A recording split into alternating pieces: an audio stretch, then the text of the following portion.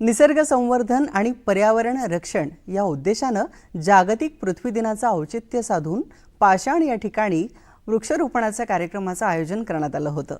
यावेळी मान्यवरांची आवर्जून उपस्थिती होती। चला तर मग या वृक्ष संवर्धनाच्या कार्यक्रमामध्ये आपणही सहभागी होऊयात।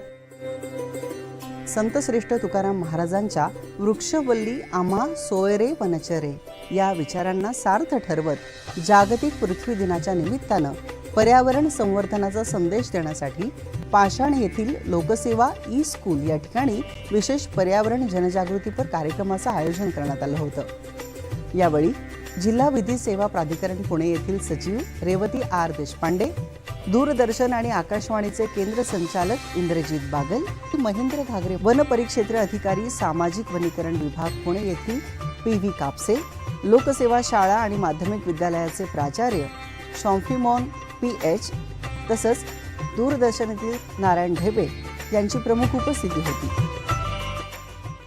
नैसर्गिक संसाधनांबद्दल शालेय विद्यार्थ्यांमध्ये जनजागृती आणि निसर्गाबद्दल जबाबदारीची जाणीव निर्माण करणं आवश्यक असून वसुंधरेला वाचवण्यासाठी आपल्या समाजातील प्रत्येक समूहानं आपापली जबाबदारी निश्चित केली पाहिजे असं प्रतिपादन प्राचार्य शॉम्फिमॉन PH यांनी व्यक्त केलं।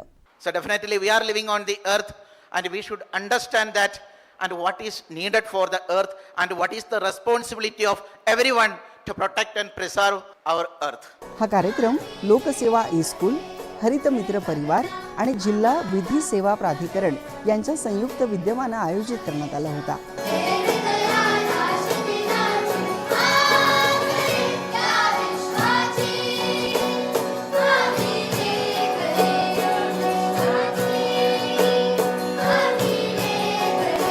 यावेळी उपस्थित मान्यवरांचे सत्कार करण्यात आले।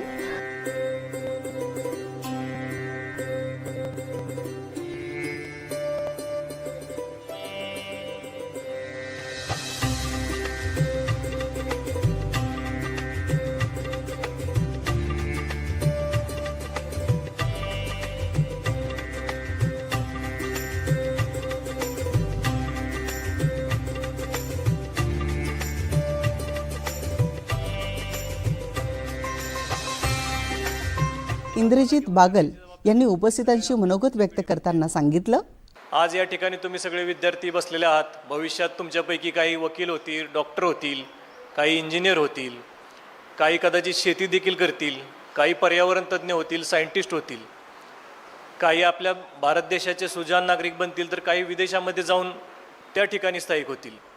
तर आपण कोणत्याही क्षेत्रात जाऊ, अगदी तुम्ही वकील झालात भविष्यात तर तुम्ही मॅडम त्यावेळी कदाचित जज असतील, कुठल्या तरी मोठ्या पदावर असतील, तर त्यांच्या पुढे आपण एखादा पर्यावरणविषयी खटला असेल तर तो चालवू शकतो।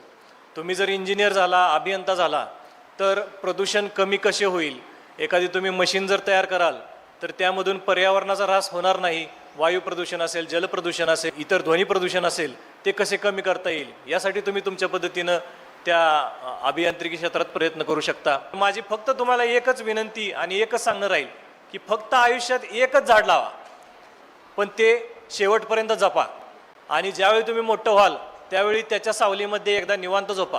मग बघा तुम्हाला कसं आयुष्याचं एक चीज झाल्यासारखं वाटतं आणि आपण या पृथ्वीच्या संगोपनात फार मोठं योगदान दिल्यासारखे तुम्हाला निश्चितपणे वाटेल। यावेळी महेंद्र घागरे म्हणाले, आज तुम्हाला सांगतो झाड आपल्याला झाड सगळं देण्यासाठीच आहे, ते काही घेत काही नाही बरं का। ऑक्सिजन देते, हवा देते, सावली देते, फळ देते, म्हणजे पार आपण मृत्यू झाल्यानंतर सुद्धा ते आपल्या बरोबर येते।